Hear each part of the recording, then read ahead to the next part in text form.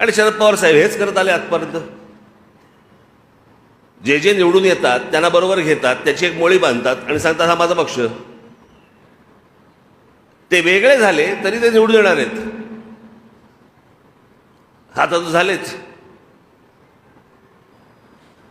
ज्या प्रकारचं राजकारण सुरू आहे, कोण कुठे आहे तेच कळत नाही. म्हणजे कोणाचंही नाव घेतलं तर विचारावं लागतं कुठे आहे म्हणजे तो. त्याशी मला एका नाट्य संमेलनामध्ये 5 नगरसेवक भेटायला आले.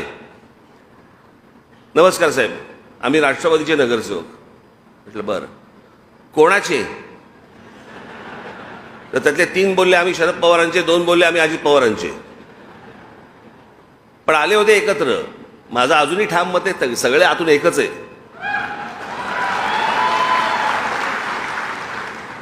सगळं आतून एकच आहे.